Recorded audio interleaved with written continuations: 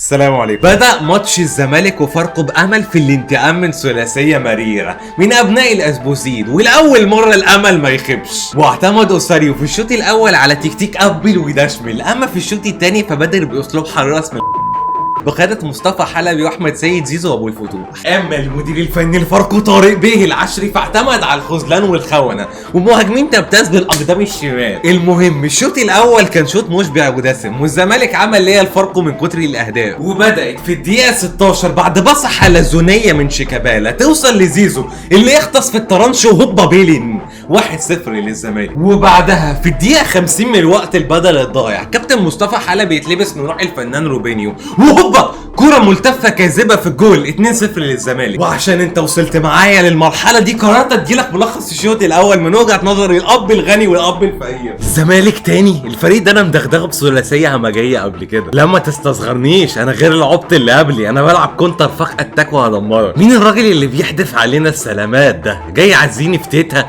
شكر الله سعيكم. احنا هنقضيها بوس واحضان احتوائيه ولا ايه؟ يلا نلعب. خش هاجم واقع وامسك في كعوبك وانا هتصرف. انت ماسك الكوره كده ليه؟ بعمل لها كشف بلف، طمنه مش مفسيه، سمانتك باينه، ده شراب فل نسوان حراميه، خدونا ندافع معاكم، هاشتاج الاخويه قبل التنافسيه. شخصيتي ما تسمحليش اروح لكوره خدت طريق غير طريقي. يخرب بيت ابوكي ودوقته خلاص. الله، انت بتدهني ليه؟ انا ماليش في قياده الهجمات. طيب استحملوا شراستي الهجوميه بقى. خدها صبحي مدفوقه مصطفى حلبي. الله ارجوك دلعني وقول لي فوق عموره جمال. يعني انت مش عايز تديني الكمبياله حماده؟ فرصتي، خد هخليك شهيد الركنيه، اوعى الشر. حاسب ايدك يا عم، البوسة اللي بتعالج وجع الظهر. باينني التكتيك باظ، الماتش ده بذمه الله. لا مش معقوله، بقت لا تطاق. هكتب لك على دهانه ممنوع من لباس البفته. هي ايه اللي لا تطاق يا دكتور؟ الراجل ابو قماشه ده مبهدلني، كل ما اجي اخترق الخطوط يقول لي اوف سايد.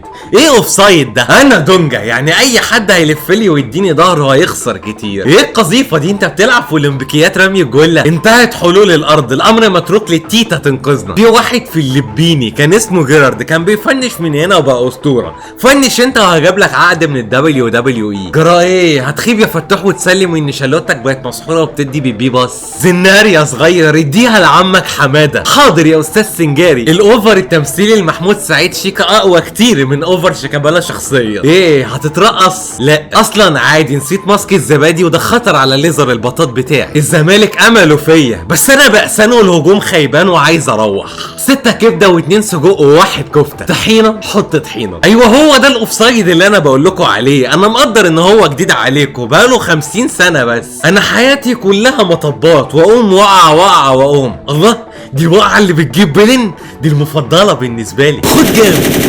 ابويا قال لي الباب اللي يجيلك منه الريح صدرها له واستريح. لا انتوا فاكريني ايه؟ دونجا بيسندها لي بايده وانت بتنط عليا؟ لا بقى، ايه ده مالك؟ انت استبعدت الغطس في ال18 ولا ايه؟ الله، اعمل فنتات كمان، شوت وكسبنا يا فنان. بتشيلها ليه يا دي جايبه افريقيا بعد سنين جفاف. ايه الدقلجه دي؟ انت قريب الياس البلاصي؟ مش معقوله بجد، انا ازاي ما بعرفش اخطف زي زيزو؟ انا فاشل. السلطان ايجيبشن قيصر رونالدينيو جاموسو، الحمد لله على السلامه. الاسماعيلي لو خسر ماتشين هيهبط منا.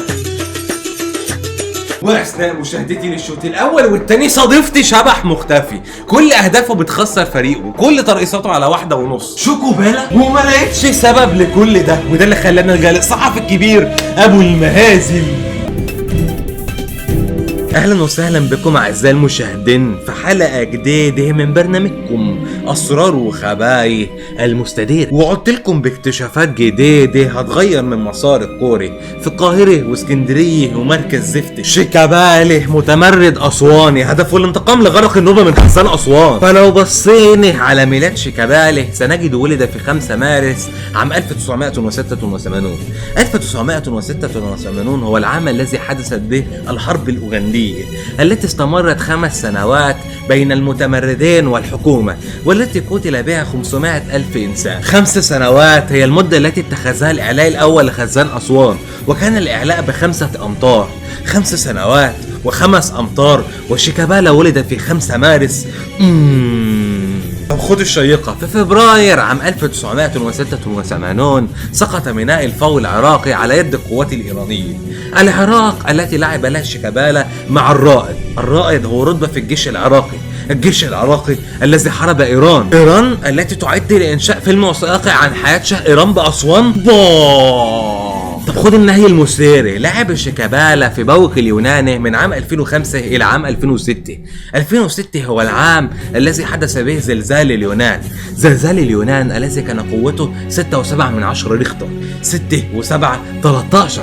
13 هو عدد البطولات التي لعبها شيكابالا وفاز بها. إذن شيكابالا متمرد أسواني هدف الانتقام لغرق النوبة من خزان أسوان. بشكر الكابتن الكبير اللامع مهند على الاستضافة العظيمة دي، وبوعدكم بالظهور في حلقات جديدة من برنامجكم أسرار وخبايا المستدير. سلام. انت عدت وحشتني يا اخي، بس جه الوقت احكي لك عن الريمونتادا الفاشله اللي حصلت في الشوط الثاني. الشوط الثاني كان شوط سريع، كان فاركو عايز يجيب جول وضغط جامد، وفي الدقيقه 47 دونجا يأمبر على خط ال 18 وشكري نجيب يوصلها لواحد معرفوش، وبص موظفين فيفا 23 وهوبا 2-1 للزمالك. وبعدها كور رايحه جايه ملهاش لازمه وكور عشوائيه ضايعه لحد الدقيقه 83. كره تخبط في كل الرجول وتوصل جمايل لابو الفتوح اللي يشوطها شلوته بين سمانه محمود سعيد شيكا، لكن الجول اوفسايد.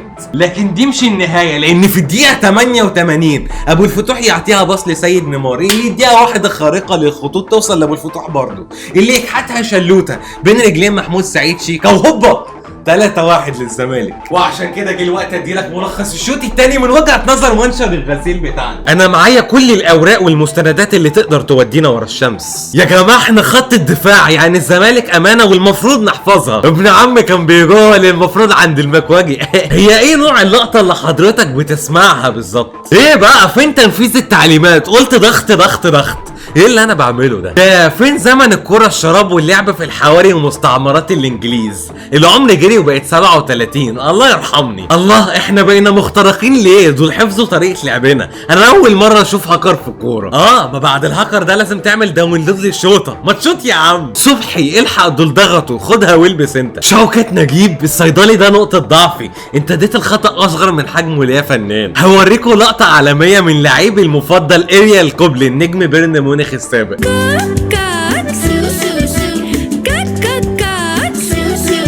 ارفع يلا ارفع بسرعة يا مجنون. اتقل على العرضية عشان تستوي، ما تبقاش اهوج. الخط ده هو ساعة الصفر. عديني يا عم كفاية تحجيز. اعتق ال2. انا سنغالي مفكريني ساديو بنيت تيم. يا جمال حظي معايا احدث فيديوهات هروب عجول العيد. استنوا، مش معنى ان انت وقعت وبتخرخر دم يبقى انت ليك فاول، عشان انت ما قدرتش ان النجيلة لسه ممسوحة. ليه كل حاجة عايزها مش عايزاني وكل حاجة واخدها مش واخداني؟ ايه بقى يخرب بيت احصائياتي؟ لاعب 30 ماتش مستقبل 140 هدف. دي الاعاده ولا ايه؟ انا لسه واخد واحد كوبري هدف من 3 دقايق. ايه يا اسطى انت ليه مش مقدر ان انت الوحيد اللي قادر يمسك الكرة بايده؟ الحمد لله على السلامه. كان نفسي انقلك لمهران الشاذلي.